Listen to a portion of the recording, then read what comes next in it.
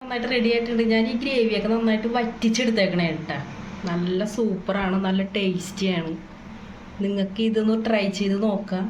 ഞാനിന്ന് സ്രാവ് കൊണ്ടുള്ള ഒരു റെസിപ്പിയാണ് ചെയ്യാൻ പോണേട്ടാ. അപ്പോൾ ഞാൻ സ്രാവ് നന്നാക്കാൻ വേണ്ടി ഞാനിതിലേക്ക് ചൂടുവെള്ളം ഒഴിച്ചിട്ടാണ് സ്രാവ് ഞാൻ ഈ കഴുകിയൊക്കെ എടുക്കാൻ പോകുന്നത്.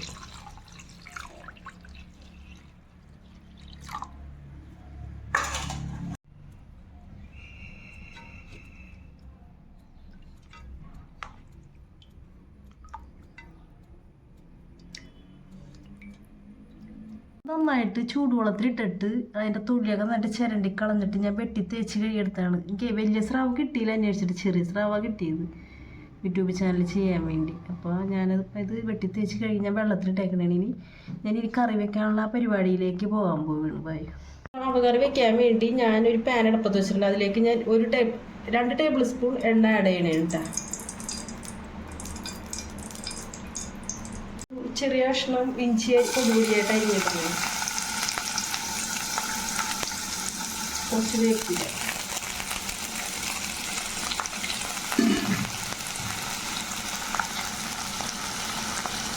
ഇഞ്ചി ബ്രൗൺ കളർ ആവണവിടെ ഒന്ന് നന്നായിട്ട് ഇളക്കി കൊണ്ടുപോകും.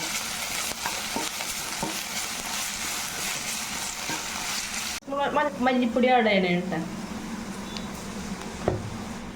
വരെ ഇളക്കി കൊടുക്കാം. കരിഞ്ഞ് പോകരുത്, ഒരു 2 മിനിറ്റ് ഇളക്കി കൊടുത്താൽ മതി. കരിഞ്ഞ് പോകും. 3/4 ടീസ്പൂൺ മുളക് പൊടി,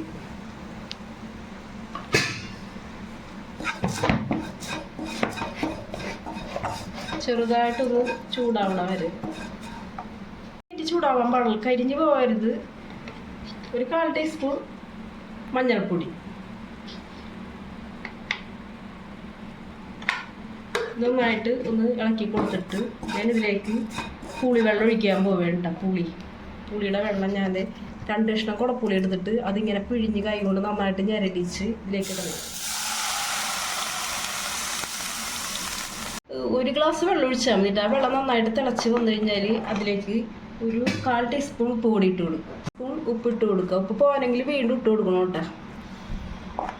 നന്നായിട്ടൊന്ന് ഇളക്കി കൊടുക്കുക. നല്ലോണം ഒന്ന് തിളക്കട്ടെ കേട്ടോ. എന്നിട്ട് വേണം നമ്മൾക്ക് ഇതിൻ്റെ ഉപ്പും പുളിയൊക്കെ നോക്കിയിട്ട് വേണം നമ്മൾക്ക് കഴുകി വെച്ചിരിക്കുന്ന സ്രാവ് അതിലേക്ക് ഇടാനായിട്ട്. ഇതിൻ്റെ ഉപ്പും പുളിയൊക്കെ നന്നായിട്ട് നോക്കണം കേട്ടോ.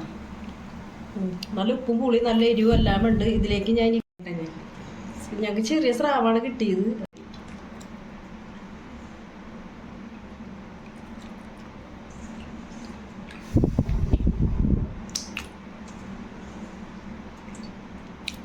നന്നായിട്ടൊന്ന് ഒരു 20 മിനിറ്റ് 30 മിനിറ്റോ വെന്താൽ മതി. ഞാനിപ്പോൾ നന്നായിട്ടൊന്ന് ഇതിങ്ങനെ ഇതാക്കി കൊടുക്കണം. ഒന്നും തിളച്ച് ഒരു 20 മിനിറ്റ് ഫ്ലെയിം ചെറുതായിട്ട് ഇട്ടിട്ട് വേണം ഇത് നമ്മൾക്ക് വേവിച്ചെടുക്കാനായിട്ട്. നന്നായിട്ട് റെഡി ആയിട്ടുണ്ട്. ഞാൻ ഈ ഗ്രേവിയൊക്കെ നന്നായിട്ട് വറ്റിച്ചെടുത്തേക്കണേ കേട്ടോ. നല്ല സൂപ്പറാണ്, നല്ല ടേസ്റ്റിയാണ്.